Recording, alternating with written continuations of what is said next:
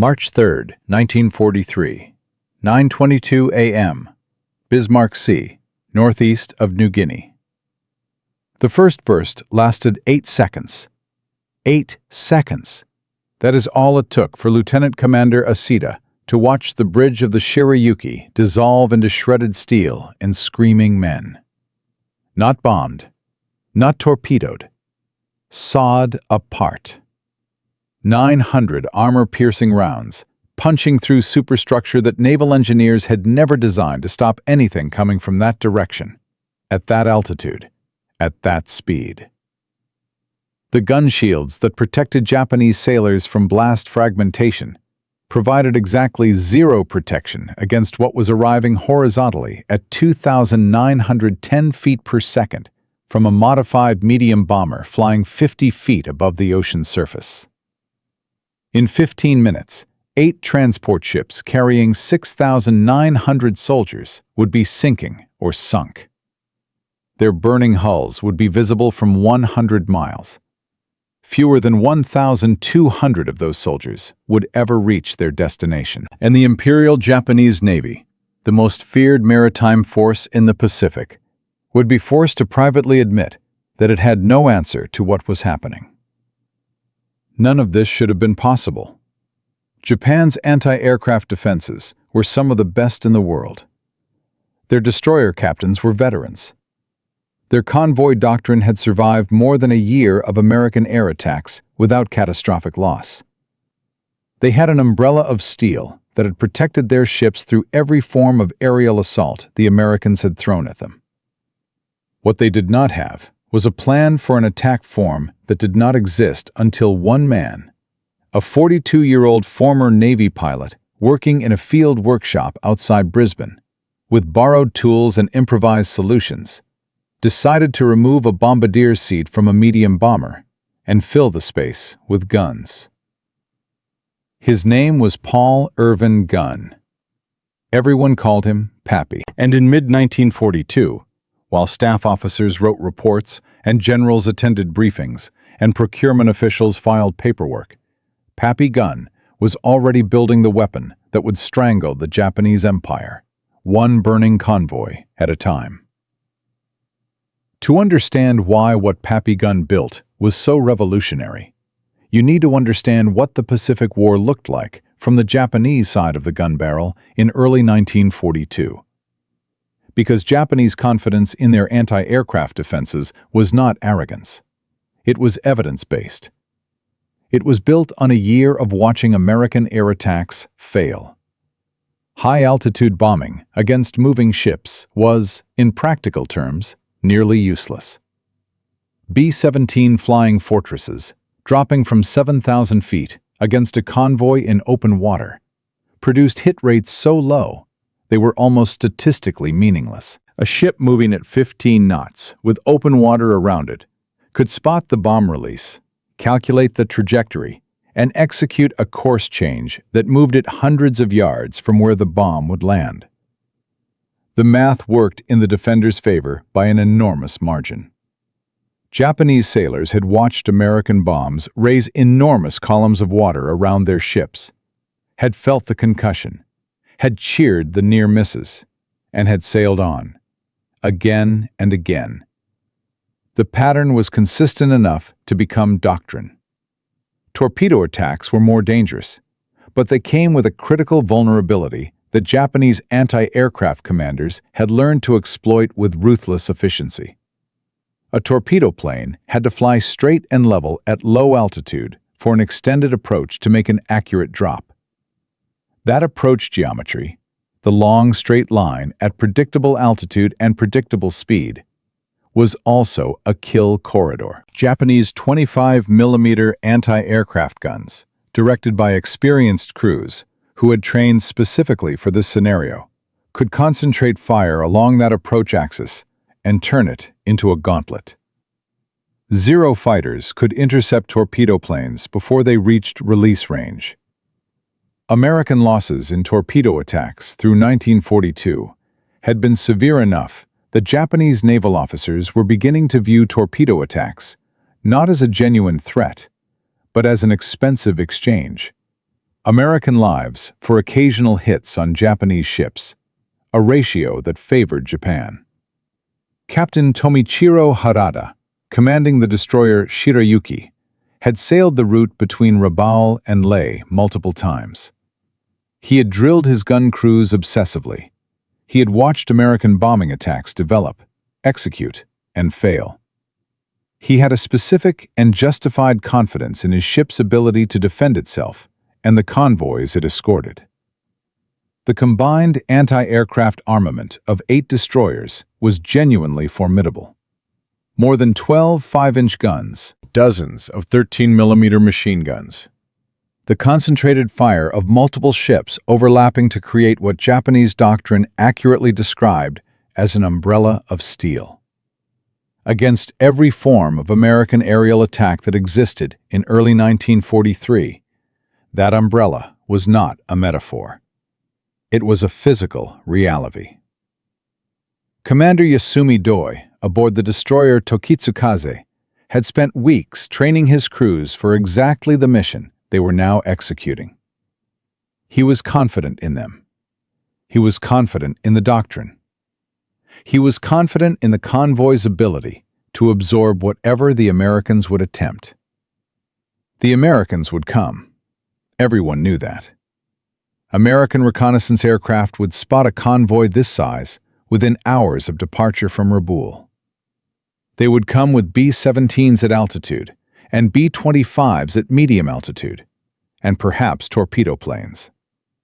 His crews would respond as trained. The convoy would take losses, probably. But the 51st Division would reach Leh. The mission would succeed. The flaw in this analysis was not tactical. It was categorical. Doi and Harada and Kimura and every other Japanese naval officer preparing for that mission were solving for threats they had already seen. They were building defenses against attack forms they had already faced and defeated. They were, in the most precise military sense, fighting the last war, while Pappy Gunn was already building the next one. Paul Irvin Gunn was 42 years old in 1942, which in aviation terms made him practically ancient. He had flown in the Philippines before the war, had built deep professional relationships throughout the regional aviation community, and had understood aircraft at a level that was less about procedure and more about physics. He knew not just how planes flew, but why they flew, and more importantly, what happened when you pushed them past the envelope that manufacturers had drawn around them. When the Japanese advance through the Philippines began, Gunn did not evacuate through official channels. He commandeered aircraft.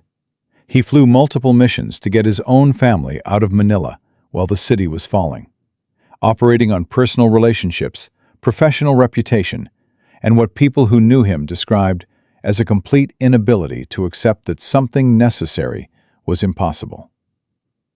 He was commissioned into the Army Air Forces as a major after the fall of the Philippines. He was assigned to logistics work. He was, by almost any bureaucratic measure, exactly where he should not have been. What the 5th Air Force needed in the Southwest Pacific was not better high-altitude bombers. Everyone with eyes could see that high-altitude bombing against moving ships was producing results so poor they bordered on worthless. What they needed was a way to deliver enough firepower at low altitude to suppress a Japanese ship's anti-aircraft defenses before those defenses could destroy the attacking aircraft. They needed something that could approach fast enough that the engagement window collapsed from minutes to seconds. They needed to turn the attacker's speed into a weapon rather than simply a means of delivering a bomb. Gunn understood this the way a mechanic understands an engine, not as an abstract problem, but as a collection of specific, solvable physical challenges. He began talking to Jack Fox, a North American aviation field representative stationed at Eagle Farm Airfield near Brisbane. The conversations were direct. The concept was simple enough to state in one sentence. Put enough .50 caliber machine guns in the nose of a B-25 to destroy a ship's anti-aircraft defense during the approach run, then delivers skip bombs to sink it. Simple to state, genuinely difficult to execute. The B-25 Mitchell was a medium bomber designed around a bombardier in the nose. That meant the nose was occupied by a human being, a bomb site, and associated equipment. It was not designed to support the weight and recoil of multiple heavy machine guns. The 50 caliber machine gun weighs 64 pounds by itself. 8 of them weigh 512 pounds before you add ammunition. 400 rounds per gun, the standard combat load, added more than 300 additional pounds of brass and steel and propellant. All of it concentrated at the forward end of an aircraft whose center of gravity had been calculated around a very different nose configuration. Gunn and Fox started with 4 guns, then 6. They were testing the concept before they were certain the concept was structurally survivable. The first firing tests revealed problems immediately. The recoil of multiple 50 calibers firing simultaneously put loads on the nose structure that cracked frames in places the original designers had never considered reinforcing. The ammunition feed systems had to route through spaces that had been designed for navigation equipment. The harmonization of multiple guns, adjusting each one so that their converging streams of fire met at a useful range rather than spreading into a shotgun pattern, required careful measurement and repeated adjustment on actual aircraft with actual live fire tests. None of this was sanctioned through official channels, with proper development budgets and institutional support. Gunn and Fox and the mechanics at Eagle Farm were working on aircraft that had other purposes, solving problems with the tools and materials available, recording what failed and why, redesigning the failing component, testing again. This was not how weapons development was supposed to work. It was also, demonstrably, how it actually worked when the person doing the development understood both the problem and the physics intimately enough to iterate faster than any formal program could. By the time they reached 8 guns, the structural reinforcement had been refined through direct observation of where stress concentrated. The ammunition feeds had been redesigned multiple times based on actual jam locations. The gun harmonization had been calibrated against actual targets at actual ranges. This was engineering conducted at the speed of war, which is to say, faster than anyone in a procurement office would have believed possible.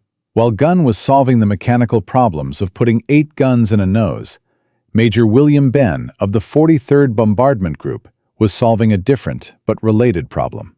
He had been experimenting with skip bombing, a technique that used the water surface itself as an extension of the bomb's trajectory.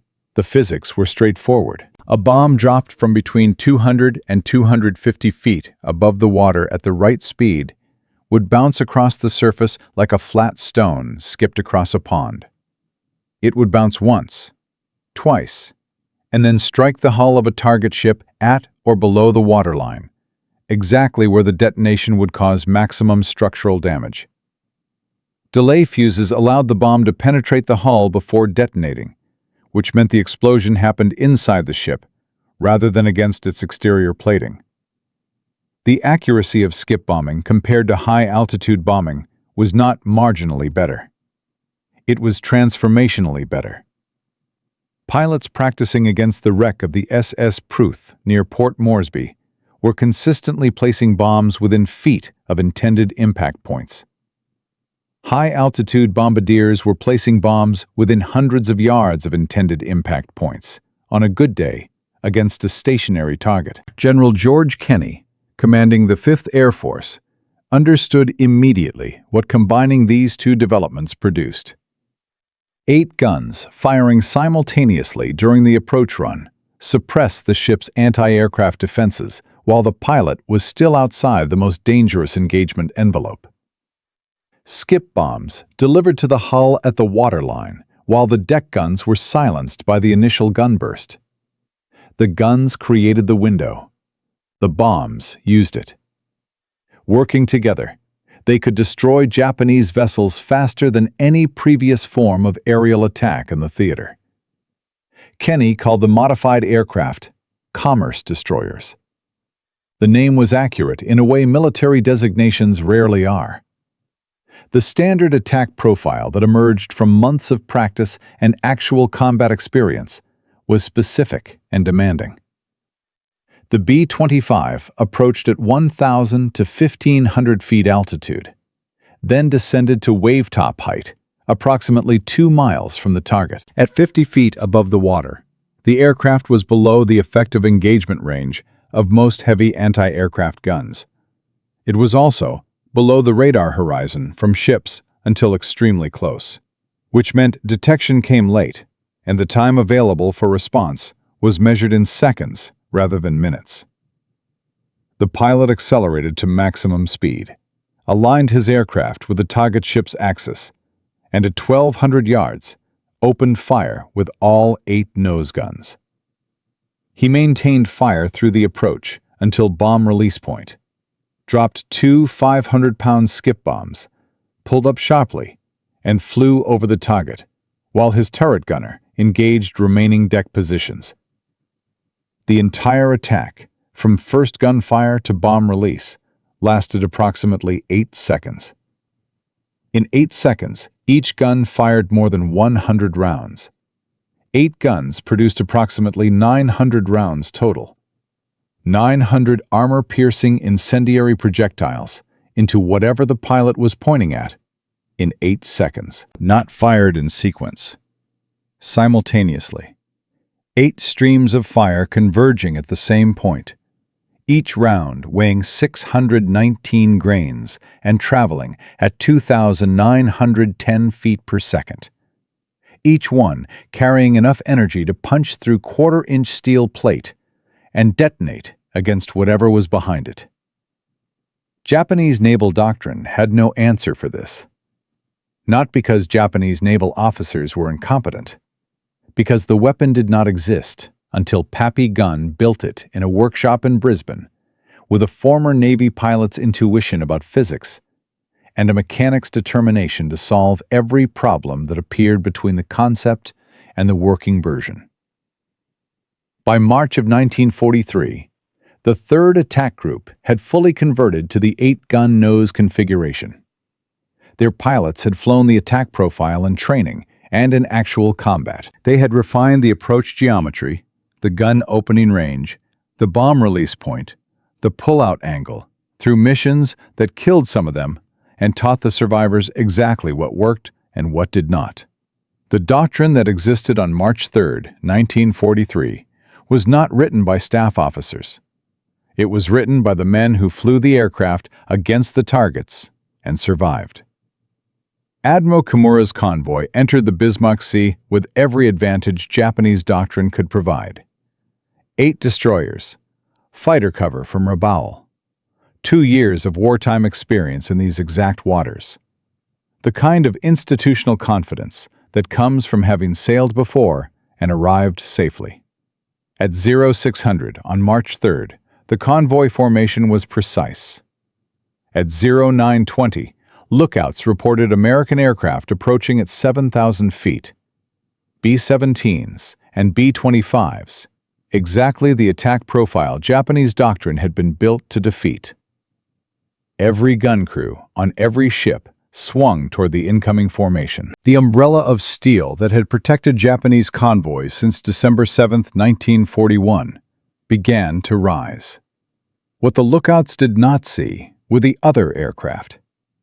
13 Royal Australian Air Force Beaufighters and 12 B-25’s of the 3rd Attack Group, approaching from the southwest at wave-top height. So low, their propeller wash was creating spray trails across the ocean surface. The high-altitude B-17 at 7,000 feet were drawing every Japanese eye upward, every gun barrel pointing at the sky. That was exactly what the attack required.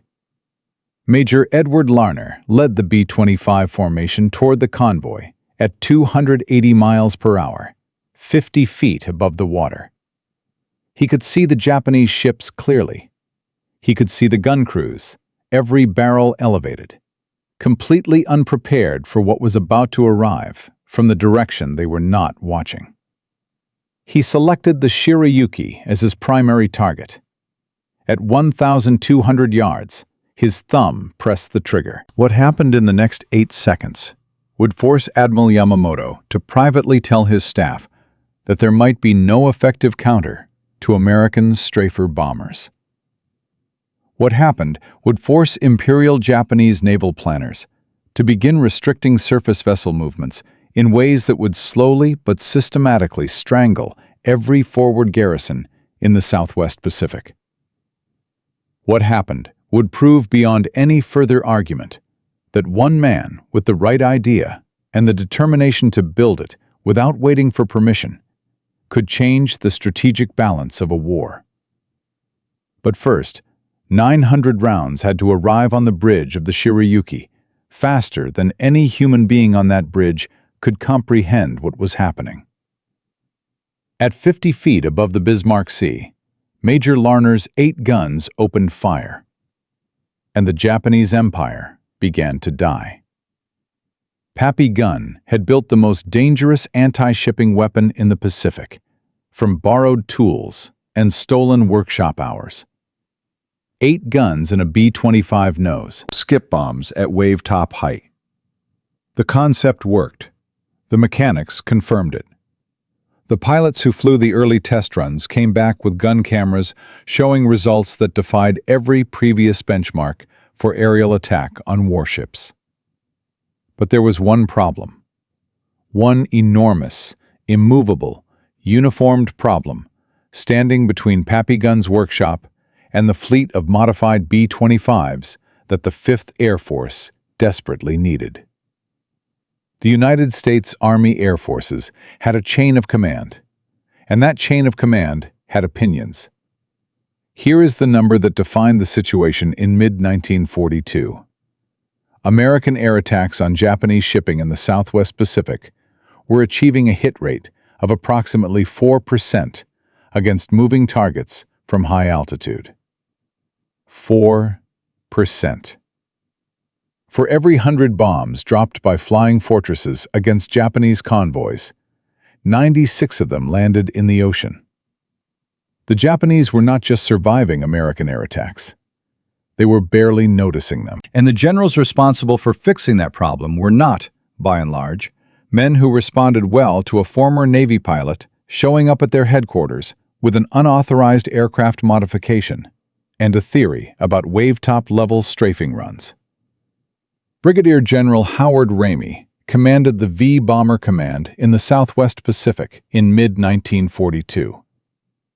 He was a formal man, a procedural man, a man who had spent 20 years learning that weapons development happened at Wright Field in Ohio, with proper engineering oversight and manufacturer certification, not in a field workshop near Brisbane by someone who was technically supposed to be handling logistics. When Gunn requested a meeting to present his 8-gun nose concept, Ramey gave him 20 minutes. Gunn had prepared. He brought specifications. He brought the results of his initial firing tests. He brought the gun camera footage. He laid it out on Ramey's desk with the directness of someone who understood physics better than politics. Ramey looked at the materials. Then he looked at Gunn.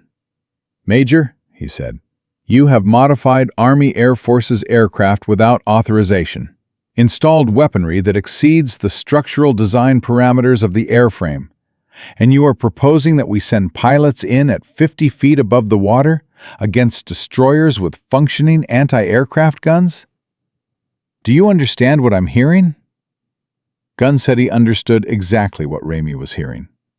He also said that the current 4% hit rate was killing more American pilots per Japanese ship sunk than any other metric in the theater. He said that Japanese anti-aircraft guns could not depress far enough to engage aircraft at wave-top height. He said that 8 50-caliber guns firing simultaneously produced a suppression effect that eliminated the gun crew problem entirely before the pilot reached the dangerous engagement range. Ramey was not convinced. He was also not entirely dismissive, which was the small opening that Gunn needed. But he made the institutional position clear. Unauthorized modifications to combat aircraft would stop.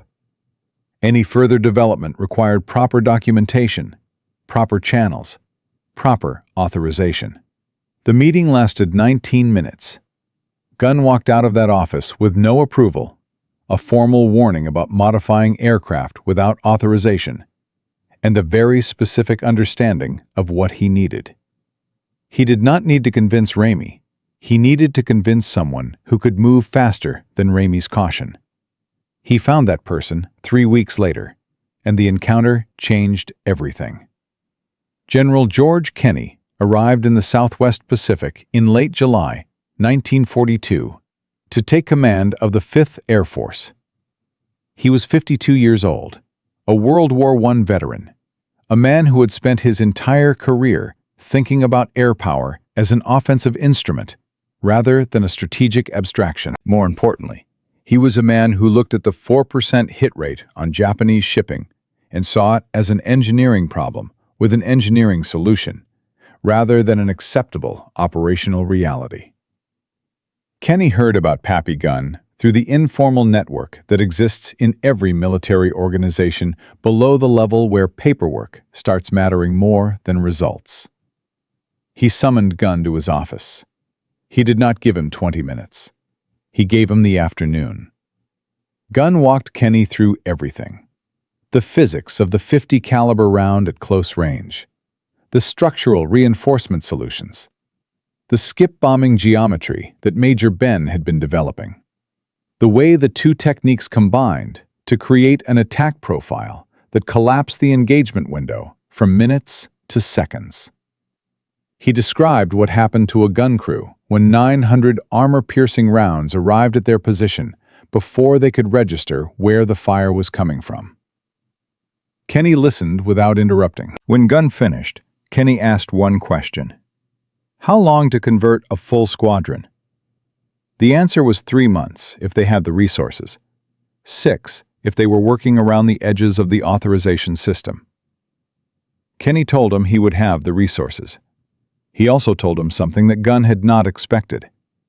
The authorization problem was about to become someone else's problem, because Kenney was about to have a conversation with General MacArthur about what the 5th Air Force needed to do its job. And MacArthur, whatever his other qualities, understood that the supply line running between Rabaul and Leh was the strategic center of gravity in the Southwest Pacific, and that 4% hit rates against Japanese convoys were not going to cut it. The official authorization for the Commerce Destroyer Modification Program came through in September 1942. But the condition attached to that authorization was the thing that concentrated everyone's attention. One formal demonstration. Not workshop tests, not gun camera footage, not Gunn's calculations. A live demonstration against actual targets, observed by senior officers, producing results that could be documented and reported up the chain. If the demonstration produced results consistent with Gunn's projections, the program would expand to every B-25 unit in the theater. If it did not, the program would end, and Gunn would return to the logistics work he had been assigned to in the first place. One demonstration, one chance. The date was set for October 1942 at a practice range near Port Moresby, where the wreck of the SS Pruth sat on a reef and provided a stationary target that pilots had already been using for skip bombing practice. The morning of the demonstration was overcast, with low cloud ceiling that complicated the approach geometry. Kenney was there.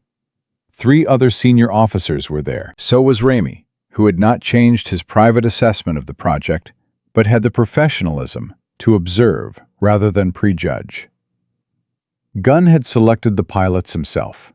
He had chosen men from the 3rd Attack Group, who had the most hours on the modified aircraft, who had felt the recoil of all 8 guns firing simultaneously, and learned to hold their approach steady through it, who had practiced the skip bombing release point until they could execute it accurately at 280 miles per hour, 50 feet above the water.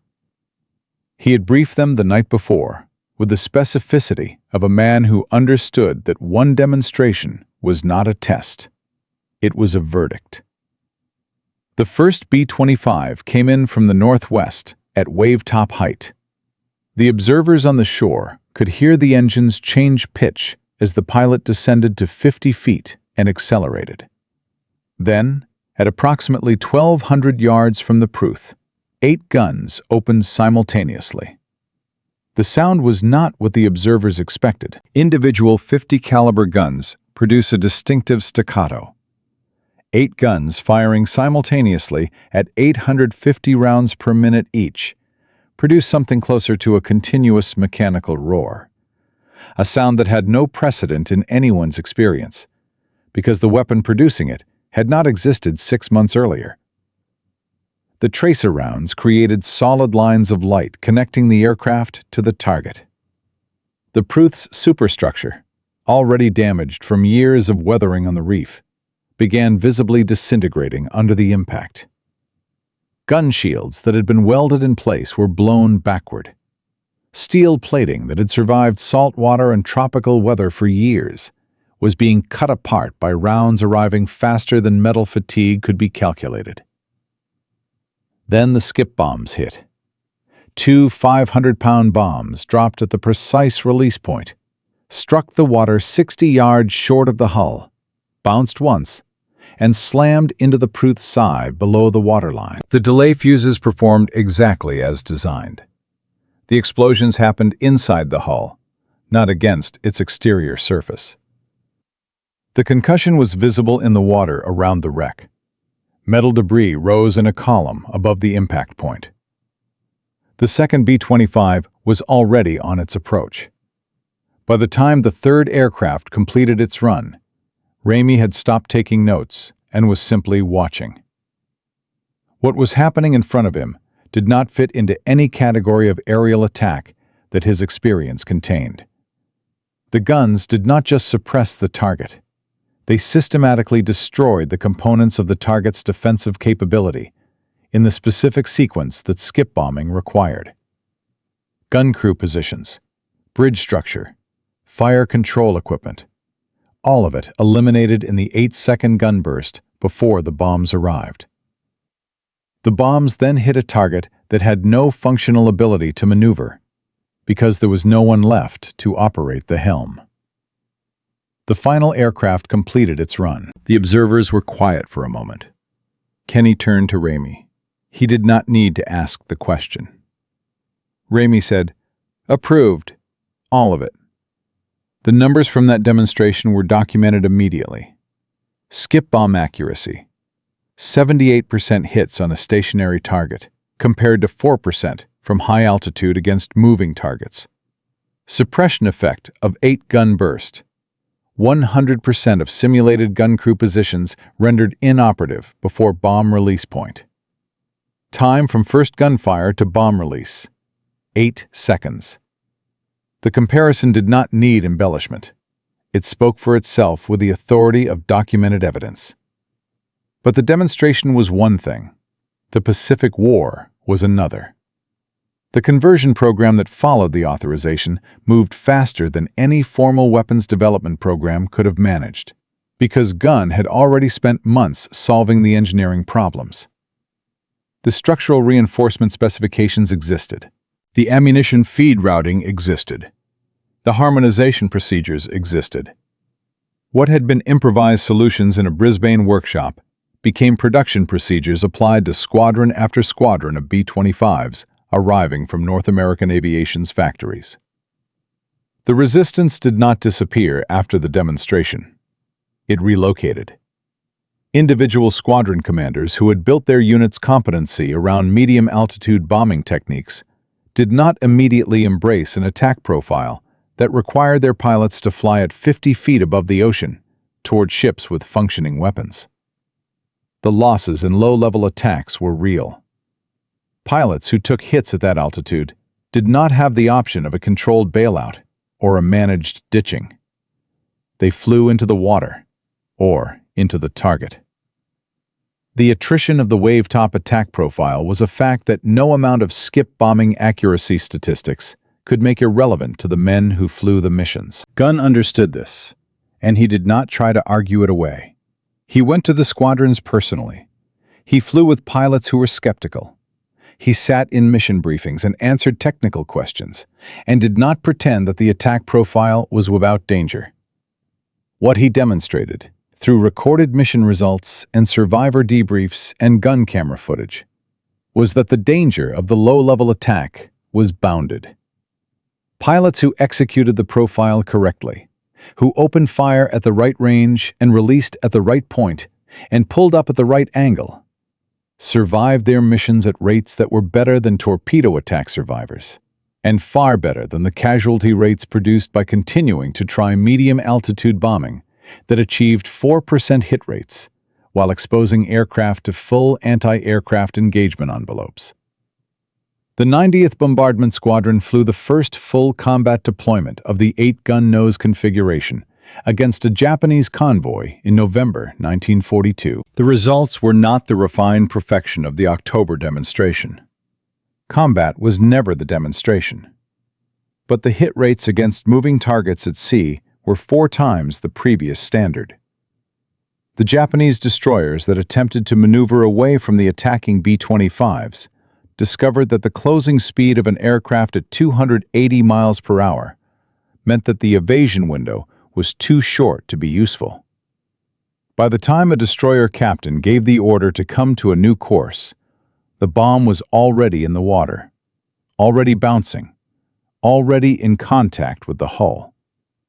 The Japanese Navy's initial reports from those November engagements described the attacks as unlike any previous American aerial tactic.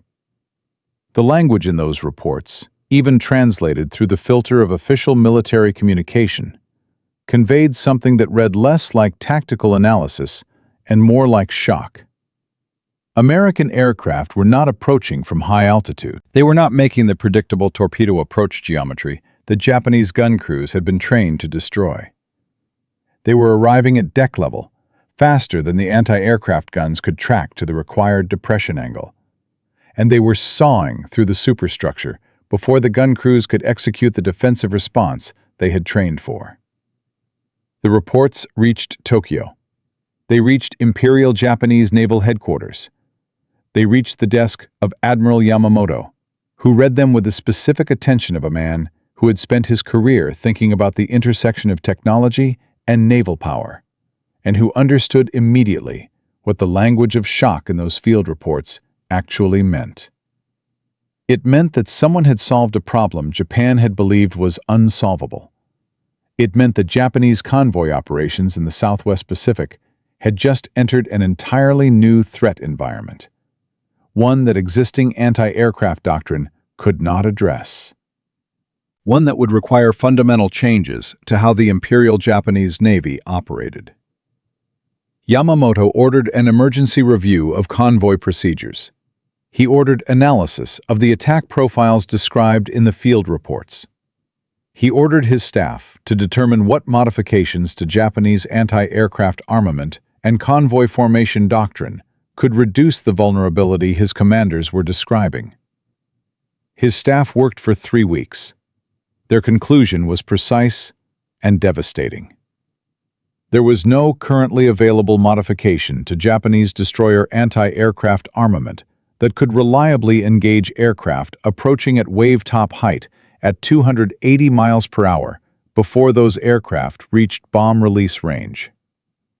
The depression angle limitation on existing gun mounts was a physical constraint, not a training deficiency. The engagement window was too short for human gun crews to acquire, track, and fire with sufficient accuracy, regardless of their skill level. Yamamoto read the assessment. He told his staff he would review their recommendations for additional light anti-aircraft armament and modified convoy formation spacing. What he did not tell them, but what he wrote in his private correspondence, was that he believed the modifications would be inadequate, that the Americans had created a category of attack for which Japan had no genuine counter. That the supply lines sustaining every forward garrison in the Pacific were now operating under a threat that Japanese naval power could not neutralize. He was right. But neither he nor his staff knew what Pappy Gunn was already planning next. Because the 8-gun nose that had performed beyond every benchmark in the October demonstration and the November combat deployments was not the final version. Gunn was already in his workshop, already asking what happened if you put more guns on the fuselage sides, already calculating what the combined firepower of a B-25 with 12 guns would do to a Japanese harbor at first light. And the Japanese garrison at Wewak, whose 200 aircraft sat dispersed across 4 airfields in patterns designed to survive high-altitude bombing, had no idea that their version of the Bismarck Sea disaster was already being planned in a Brisbane workshop. The war was about to expand in a direction no one in Tokyo had modeled. Pappy Gunn took a medium bomber, removed the bombardier seat, and installed 8 .50-caliber machine guns in the nose. General Kenny watched the demonstration, said approved, and the 3rd Attack Group converted to the Commerce Destroyer configuration. By November 1942, modified B-25’s were hitting Japanese shipping at 4 times the previous rate. By March 1943, the Bismarck Sea convoy was gone in 15 minutes. 8 transports, 4 destroyers, 6,900 soldiers who never reached Leh. The Japanese Empire now knew the weapon existed, and knowing changed everything. Because here is the number that defined the next phase of the Pacific War. In the 6 months following the Bismarck Sea, Japanese surface convoy operations in waters within B-25 range dropped by 63%. Not from lack of supplies to move, not from lack of ships, from fear, from the knowledge now documented in every Japanese naval headquarters from Rabaul to Tokyo. The daylight surface movement in the Southwest Pacific had become something operationally indistinguishable from suicide. That fear was about to produce a response, and the response was going to force Pappy Gunn to solve a problem he had not anticipated. Admiral Junichi Kusaka, commanding the Southeast Area Fleet from Rabaul, received the full battle report of the Bismarck Sea within 48 hours. He read it 3 times. He convened an emergency staff meeting that lasted 6 hours. The discussion was not about whether the Americans had developed a genuinely new attack capability. The gun camera footage recovered from Japanese survivors was unambiguous about that. The discussion was about what to do next, because doing nothing was a strategic position that led directly to the starvation of every forward garrison in the theater. Kusaka's staff produced 3 responses. First, increase light anti-aircraft armament on all convoy escorts, specifically adding additional 25mm guns in deck configurations that could theoretically engage lower approach angles. The word theoretically carried more weight than anyone in that room wanted to admit, because the engineering assessment attached to the recommendation acknowledged that the engagement window against aircraft approaching at 280 miles per hour at 50 feet was approximately 3 seconds, and human gun crews required between 4 and 6 seconds to acquire, track, and fire accurately against a moving target. The math was unfavorable. They added the guns anyway, because the alternative was adding nothing. Second, restrict convoy movements to night operations wherever possible. This was operationally expensive. Night navigation through reef-threaded waters required reduced speeds that extended transit times and increased fuel consumption. It reduced the cargo capacity effectively movable per voyage because slower ships on longer routes delivered less tonnage per unit time. But it removed the visual acquisition problem that made daylight B-25 attacks so devastating. Night operations would sustain the garrisons. Slowly. Inadequately. But they would sustain them. Third, and most significantly, Kusaka requested emergency transfer of additional Zero fighter units to Rabaul, with specific orders to provide continuous combat air patrol over convoys during daylight transits. He was requesting something the Imperial Japanese Navy did not have in sufficient quantity. The Zeros that had dominated the Pacific sky in 1941 and early 1942 were being lost faster than they could be replaced. Their experienced pilots dying in engagements where American pilots were improving, while Japanese pilot quality declined from attrition. The fighter cover request was approved in principle. In practice, the aircraft and pilots available were insufficient to provide the coverage the math required. Japanese convoy losses in April and May 1943 continued at rates that the pre-Bismarck Sea Doctrine would have classified as catastrophic. 12 vessels sunk, 7 damaged severely enough to abort missions. The garrison at Leh received 31% of its scheduled supply tonnage in those 2 months. Soldiers were eating half rations. Medical supplies were exhausted. The Imperial Japanese Army's forward position in New Guinea was not being defeated in ground combat. It was being strangled from the air, one convoy at a time, by aircraft that Japanese anti-aircraft guns could not reliably engage.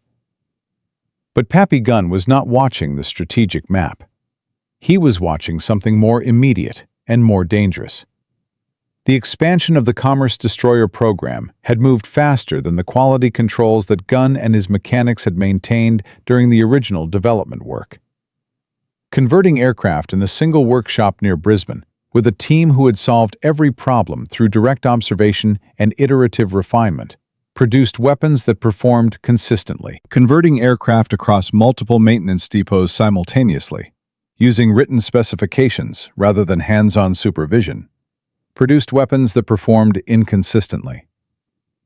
The harmonization of 8 guns required precise calibration. Done correctly, 8 streams of fire converged at the optimal engagement range and produced the suppression effect that made the attack profile survivable. Done incorrectly, the streams diverged, reduced the hit density at the critical range, and left attacking pilots exposed to defensive fire that should have been suppressed. In June 1943, 2 B-25’s from the 38th Bombardment Group were lost on separate missions against Japanese shipping, in circumstances that post-mission analysis suggested were consistent with harmonization failures rather than enemy fire alone. The aircraft had opened fire at the correct range. The gun camera footage showed tracer patterns that were wider than specification. The gun crews on the target ships had remained operational through the approach run. The pilots had flown into anti-aircraft fire that should not have been there. 2 aircraft, 2 crews. The program had lost aircraft before. But these losses came with an explanation that had institutional implications. If harmonization quality was inconsistent across converted aircraft, then the attack profile that Gunn had designed around reliable suppression was not uniformly reliable. Pilots were flying the same approach based on specifications that promised suppression that some aircraft could not deliver. A formal investigation was ordered. It lasted 3 weeks. The findings confirmed the harmonization problem. They also identified the source: inadequate training of maintenance personnel at forward depots who were calibrating gun convergence using simplified procedures that saved time at the cost of precision. The fix was known. It required Gunn's team to develop a standardized calibration tool and retraining program that could be deployed across every maintenance depot in the theater. It required time that operational requirements were not inclined to provide. General Kenny resolved the argument with characteristic directness. He gave Gunn 60 days, and the personnel he requested. He also told him that in 60 days, the 5th Air Force was planning an operation that would require every commerce destroyer in the theater performing at full specification. No harmonization failures. No divergent patterns. The operation was targeting Wewak. Wewak, on the northern coast of New Guinea, was the base of the Japanese 4th Air Army. On August 17, 1943, American intelligence confirmed that Wewak's 4 airfields held approximately 220 Japanese aircraft. Bombers, fighters, transports. The single largest concentration of Japanese air power in the Southwest Pacific, outside of Rabaul. These aircraft had been carefully dispersed across wide areas of each airfield, in patterns specifically designed to minimize losses from high-altitude bombing. Each aircraft was separated from its neighbors by distances calculated to prevent blast damage propagation. The dispersal worked against bombs falling from above. It had never been tested against weapons arriving horizontally. August 17th, 0958, local time. 12 B-25’s from the 3rd Attack Group come in from the ocean side of Wewak at treetop altitude. Below radar detection threshold. Below the altitude that Japanese lookouts have been trained to watch. The first warning the Japanese ground crews receive is the sound of aircraft engines approaching at maximum power from a direction that the dispersal pattern was never designed to protect against. The guns open at 800 yards. Not against ships, against aircraft sitting on the ground, against fuel trucks, against ammunition storage positioned near the dispersal areas, against the anti-aircraft gun positions that ring the perimeter of Boram Airfield, against the mechanics and pilots who are performing morning maintenance on aircraft that are never going to fly again. 900 rounds per aircraft per attack run. 12 aircraft in the first wave. More than 10,000 rounds in the first 90 seconds of the attack. Armor-piercing incendiary rounds that punch through aircraft aluminum and ignite fuel. That hit ammunition caches and produce secondary explosions that destroy aircraft 50 yards from the impact point. That kill gun crews before gun crews can engage. At an airfield where the anti-aircraft guns are positioned to shoot upward, and the attack is arriving at 10 feet of altitude. Skip bombs follow the strafing runs, not against water, against runway surfaces, against hard stands where aircraft have been pushed into revetments, against the fuel storage facilities that supply the entire Wewak complex. The second wave arrives 4 minutes after the first. The third wave arrives while fires from the second wave are still producing columns of smoke visible from 30 miles offshore. Japanese pilot Lieutenant Hiroshi Kato, one of 60 survivors who managed to reach aircraft and attempt scrambles during the attack, described afterward watching B-25’s fly between dispersed aircraft at altitudes so low that he could see the faces of the American gunners in the upper turrets as they flew past. He had attempted to reach his zero. The aircraft next to his had exploded from a secondary detonation before he covered half the distance. He survived by lying flat in a drainage ditch for 11 minutes while the attack continued. When he emerged, Boram Airfield was unrecognizable. 41 Japanese aircraft destroyed on the first day at Boram alone. The attacks continued through August 21st, hitting all 4 Wewak airfields in sequence. Final confirmed losses: 175 Japanese aircraft destroyed on the ground, 38 more shot down attempting to intercept. The 4th Air Army, which had been the primary Japanese air power asset for the defense of New Guinea, was effectively combat ineffective. Not reduced, not degraded, functionally destroyed as an operational force. American losses in the Wewak raids: 10 B-25’s. The ratio spoke for itself, with the authority that only combat results can produce. The reaction within the 5th Air Force was immediate and visceral. Pilots who had been skeptical of the low-level attack profile watched the gun camera footage from WEWAC and understood that they had witnessed something that would appear in history books. Squadron commanders who had resisted the Commerce destroyer conversion requested accelerated conversion schedules. The 345th Bombardment Group, known as the Air Apaches, had been in the process of converting and accelerated their timeline specifically to participate in follow-on operations against Japanese air power concentrations. The reaction within Imperial Japanese military headquarters was different in character and identical in intensity. General Hitoshi Imamura, commanding the 8th Area Army at Rabaul, reported to Tokyo that Japanese air power in New Guinea had been eliminated and could not be reconstituted within any operationally relevant time frame given current aircraft delivery rates. The report stated directly that without air power, Japanese ground forces in New Guinea were operating without the ability to prevent American ground forces from receiving unlimited air support and resupply. The strategic conclusion was contained in a single sentence that Imamura clearly found painful to write.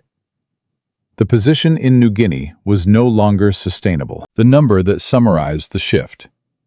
Before the Commerce destroyer program, Japanese forces evacuated or lost positions at a rate that suggested the New Guinea campaign would last through 1945 at minimum.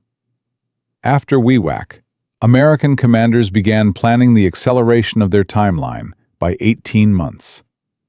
Positions that were supposed to require sustained ground assault were being bypassed as Japanese garrisons, unable to be resupplied by surface convoy and no longer protected by air cover, withered in place without needing to be directly defeated.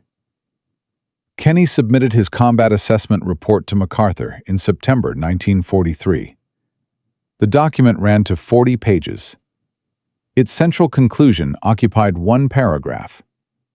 The Commerce destroyer program had achieved, in 14 months of operational deployment, a degradation of Japanese surface logistics capability in the Southwest Pacific that conventional bombing operations would have required 3 to 4 years to produce. The B-25 strafer had not just changed how the 5th Air Force attacked Japanese shipping. It had changed when the Pacific War would end. Pappy Gunn received the Distinguished Service Cross. He received a promotion. He received the kind of official recognition that institutional organizations provide when an unauthorized improvisation turns out to have been the right answer all along. What he did not receive, and what no citation mentioned, was credit for the specific insight that made everything else possible. The insight that the attack window needed to be measured in seconds rather than minutes. That suppression and destruction needed to happen simultaneously rather than sequentially. That the weapon needed to be designed around what the pilot could control at 280 miles per hour, 50 feet above the water, not around what looked elegant in a specifications document at Wright Field. But the man who built the weapon in a Brisbane workshop was already thinking about the next problem, because the Pacific War was not over. And there was one final chapter to the story of the 8-gun nose that history has not fully told. The man who changed the war was about to discover what the war had cost him. And the answer was one that no Distinguished Service Cross could address. From a logistics officer working in a Brisbane workshop to the architect of the most effective anti-shipping weapon in Pacific War history, Pappy Gunn took 8 .50 caliber guns, removed a bombardier's seat, and built something that Japanese naval doctrine had no framework to survive. The demonstration convinced Kenny. The 3rd Attack Group converted. The Bismarck Sea convoy died in 15 minutes. WEWAC's 4 airfields were destroyed in 4 days. The 4th Air Army ceased to exist as an operational force. The supply lines feeding Japan's forward garrisons in the Southwest Pacific collapsed under the weight of what one man built without authorization, without a development budget, and without institutional support. But here is what the history books rarely mention. Here is the chapter that most people who know the Bismarck Sea never hear. The man who changed the Pacific War paid a price for what he built that no Distinguished Service Cross could address. And the story of that price is the part of Pappy Gunn's story that makes everything else matter. Paul Irvin Gunn flew combat missions throughout 1943 and into 1944. He did not manage the Commerce Destroyer program from a headquarters. He flew the aircraft he had designed. He flew the attack profile he had developed. He flew at 50 feet above the ocean toward ships with functioning weapons, because he believed that commanders who asked men to do dangerous things should be willing to do those things themselves. In October 1943, his B-25 was hit by ground fire during a low-level mission over New Guinea. The aircraft went down. Gunn survived, but he sustained injuries that grounded him for months and left permanent physical damage that he carried for the rest of his life. He returned to flying when the medical officers cleared him. He could not have done otherwise. The aircraft he had designed were still flying combat missions, and the men flying them were still encountering problems that required the specific knowledge he had accumulated through thousands of hours of development work and combat experience. He continued flying missions until the war's end, accumulating a personal combat record that his official biography describes in numbers that are difficult to process for anyone who has not experienced low-level attack flying. More than 900 combat hours. Missions against targets in the Philippines, New Guinea, the Dutch East Indies. When the war ended in August 1945, Gunn was 55 years old. He had served as a Navy pilot, survived the fall of the Philippines, built the most important anti-shipping weapon in the Pacific theater, flown combat missions across 3 years of the most dangerous operational environment in aviation history, and crashed at least 3 aircraft in circumstances that would have killed most pilots. He retired from the Army Air Forces and returned to the Philippines, the country where he had built his pre-war life, and where his family had lived before he flew them out of Manila ahead of the Japanese advance. He did not return to acclaim. He did not receive a biography. He did not receive the kind of public recognition that generals and admirals received for decisions made in headquarters buildings, while men like Gunn flew the aircraft that made those decisions meaningful. He returned to the Philippines and went back to flying, because flying was what he knew and what he loved, in a region where commercial aviation was rebuilding after the destruction of war. In 1957, Paul Irvin Gunn died in a plane crash in the Philippines. He was 67 years old. The aircraft he was flying encountered mechanical difficulties. The man who had survived Japanese anti-aircraft fire, a B-25 going down over New Guinea, and 3 years of wave-top attack missions, did not survive a peacetime mechanical failure over the country he had chosen to make his home. His death received modest press coverage. The Pacific War had been over for 12 years. The men who had flown commerce destroyers had moved on to other lives. The institutional memory of the Army Air Forces had been reorganized into the United States Air Force and was focused on the jet age and the emerging Cold War. Pappy Gunn was buried in the Philippines, far from the workshops in Brisbane where he had built the weapon that shortened the Pacific War. The people who had laughed at his proposal in mid-1942 did not write public acknowledgments. The officers who had made him justify his unauthorized modifications in formal investigations did not add corrections to the record. That is how institutional memory works, when the institution is embarrassed by how close it came to preventing something important. But his legacy did not require their acknowledgement. It was already flying. The technological lineage from Gunn's 8-gun nose runs in a direct line through every subsequent American attack aircraft that carried the lesson that concentrated firepower at close range, delivered from an altitude that conventional defenses cannot effectively engage, is one of the most flexible and decisive capabilities in military aviation. The AC-47 Spooky gunship, deployed in Vietnam, operated on the fundamental principle that Gunn had proved over the Bismarck Sea: suppress the target's defensive capability with sustained, concentrated fire before it can organize a response. The AC-130 Spectre, which became the standard American gunship from Central America through Afghanistan and Iraq, refined that principle with improved sensors and heavier weapons, but preserved the core insight unchanged. A heavily armed aircraft operating at close range to its targets, below the effective engagement altitude of conventional air defenses, produces effects that no other weapon system can replicate, at the same speed and with the same flexibility. The A-10 Thunderbolt, the aircraft that American ground forces in every conflict since 1977 have requested by name when they needed close air support, carries a 30mm rotary cannon capable of firing 4,200 rounds per minute. The physics of what that cannon does to armored vehicles at low altitude is a direct refinement of what Gunn's 850 caliber guns did to Japanese destroyer superstructures in 1943. Faster, more precise, more destructive. The same principle. 14 nations currently operate dedicated ground attack aircraft designed around the concept of close-range fire suppression at low altitude. The doctrine that underlies their employment was written by staff officers at various headquarters across 8 decades of refinement.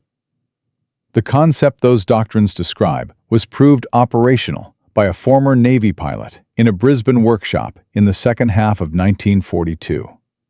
The total operational flight hours logged by aircraft operating on the principles Gunn established numbers in the millions. The total number of ground engagements in which those aircraft provided decisive support is not calculable with precision, but the estimate used by aviation historians runs to tens of thousands of missions across a dozen conflicts on 5 continents. Gunn saved lives in numbers that no single statistic can capture, because the effects compounded across decades and theaters, and conflicts that he never lived to see. The garrison at Leh, which received 31% of its scheduled supplies in April and May 1943, was evacuated in September of that year. The soldiers who were not supplied through surface convoy, because B-25 commerce destroyers had made daylight convoy operations suicidal, were soldiers who did not fight at full effectiveness, did not hold positions they might have held, and did not extend a war that the strangulation of Japanese logistics was already ending. The estimate used in post-war strategic analysis is that the commerce destroyer program, combined with submarine operations against Japanese shipping, shortened the Pacific War by between 12 and 18 months. Even the lower bound of that estimate represents hundreds of thousands of lives, on all sides, that were not lost in the year of additional combat. But the largest lesson from Pappy Gunn's story is not technical. It is institutional, and it is as relevant now as it was in 1942. Every organization that has ever existed has a Ramey and a Kenny. It has the officer who looks at an unauthorized modification and sees a regulations problem, and it has the officer who looks at a 4% hit rate and sees an outcome problem. The organizations that survive paradigm shifts are the ones that find their Kennys fast enough and empower them before the cost of delay becomes irreversible. The Japanese Navy in 1942 had no Kenny. It had Kusaka, who added anti-aircraft guns to destroyers that he privately knew could not engage aircraft approaching at wave-top height, because adding guns was within doctrine, and acknowledging that doctrine had been rendered obsolete was not something the institution could process fast enough to matter. This pattern did not begin with Pappy Gunn, and it did not end with him. The development of radar in Britain before the Second World War was resisted by officers who believed that the money was better spent on aircraft. The development of the proximity fuse, which transformed anti-aircraft effectiveness in 1944, was achieved by a group of physicists working outside the normal weapons development process. The development of the Norden bombsight, which was supposed to solve the high-altitude bombing accuracy problem that Gunn's 8-gun nose made irrelevant, consumed institutional resources for a decade, and produced a weapon that performed magnificently against stationary targets in clear weather, and failed against moving ships in combat conditions. The institutional investment in the Norden was a sunk cost that made it harder to acknowledge that the solution was a former Navy pilot removing the bombsight's operator from the aircraft and replacing him with guns. The modern equivalent of Pappy Gunn, working in a Brisbane workshop, is happening right now in garages and small engineering firms and university labs around the world, where people who understand a specific problem with a depth that comes from direct experience, rather than institutional position, are building solutions that existing procurement systems are not yet able to recognize as solutions. The history of technological change in military and civilian contexts is not a history of large institutions solving hard problems. It is a history of individuals solving hard problems, and then spending years convincing large institutions to adopt the solutions. Gunn was fortunate. He found his Kenny. Many people with equally valid solutions never do. Now here is the detail that almost no account of Pappy Gunn's story includes. The detail that completes the picture in a way that makes everything else land differently.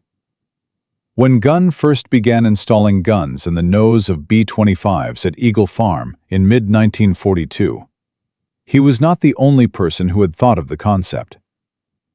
There exists in the National Archives a memorandum dated April 1942, 3 months before Gunn began his work, from a staff officer at 5th Air Force Headquarters, recommending evaluation of nose-mounted heavy armament on medium bombers for low-level anti-shipping attack. The memorandum was reviewed, routed through 2 departments, and filed without action. It was classified as impractical, pending further study. The officer who wrote it was transferred to a different assignment 2 months later. His name was not recorded in any operational history of the Commerce Destroyer program. He did not receive a Distinguished Service Cross. He wrote a memo that was correct about everything it proposed, and then watched someone else build what he had described, because he worked inside the system and Gunn worked around it. The memo sat in the archives for 40 years before a researcher found it in 1982 while documenting the development of the 5th Air Force's anti-shipping campaign. The original B-25 that Gunn used for his first 8-gun conversion, tail number 41-12443, was identified through maintenance records in 1989. It had been transferred to a training unit in Australia in late 1943, used for conversion training through 1944, and was struck from the inventory in March 1945. It was scrapped. There is no physical record of the first Commerce destroyer beyond the gun camera footage and the maintenance logs, which survive in the Pacific Air Force's Historical Archive in Honolulu. The aircraft that began the program that shortened the Pacific War was melted down for aluminum before the war it helped win was over. From a logistics officer with a borrowed workshop and a theory about physics, to the weapon that made Japanese surface convoy operations in the Southwest Pacific operationally impossible.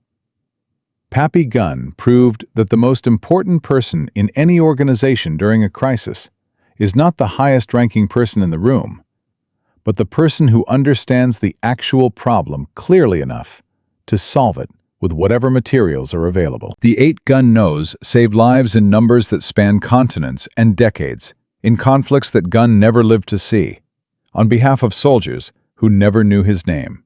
That is the measure of what one person with the right idea and the determination to build it can accomplish, even without permission, even without support, even against an institution that cannot yet see what he sees. The greatest weapon in the Pacific War was not built at a factory.